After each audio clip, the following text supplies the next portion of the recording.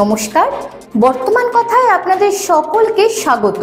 আপনাদের সঙ্গে রয়েছি আমি পিয়া, আর দেখতে থাকুন বর্তমান কথার এই বিশেষ প্রতিবেদন। আজকে আমরা চলে এসেছি উত্তর দিনাজপুর জেলার কালিয়াগঞ্জের পার্বতী সুন্দরীর মাঠে 30তম জেলা বইমেলাতে।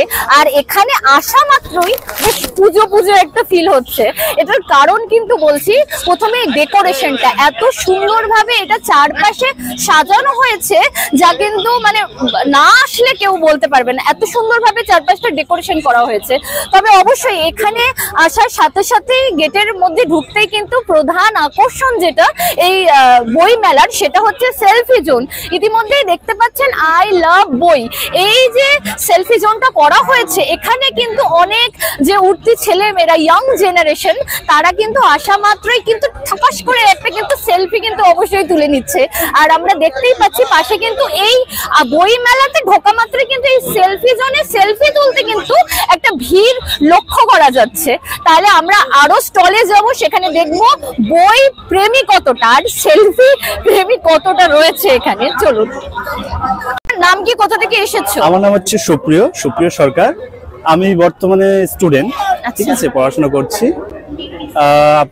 আমি বর্তমানে কালিগঞ্জে থাকি। আচ্ছা, তো 30তম জেলা বইমেলা, যেটা শীতকালে প্রধান আকর্ষণ বলতে গেলে, প্রত্যেকেই এসেছে এখানে।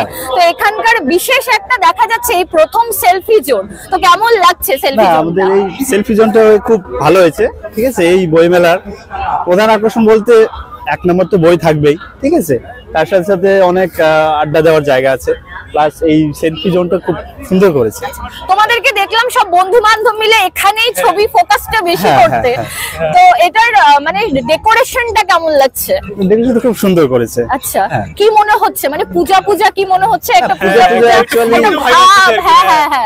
ভাইবটা আসছে, সে ভাবটা একটু আছেই, কিন্তু যেহেতু এটা বই মেলা, মেন আকর্ষণ বই। আচ্ছা, তো বইটই কেনা হয়েছে? আপাতত হয়নি, দেখছি। আগে আসা মাত্রই ফোকাস হচ্ছে সেলফি জোন। এটা যেহেতু মানে মেন গেটের সামনেই, তো তাই এখানে আগে চোখ পড়তেছে। 30তম বই মেলা, আর এখানে হচ্ছে সেলফি জোন। তো ছেলেমেয়েরা, ইয়াং জেনারেশন কতটা উৎসাহিত এই কয়েকদিন, কি লক্ষ্য করলেন? আমি গতকাল আমাদের এখানে 30তম বইমেলার উদ্বোধন হয়েছে।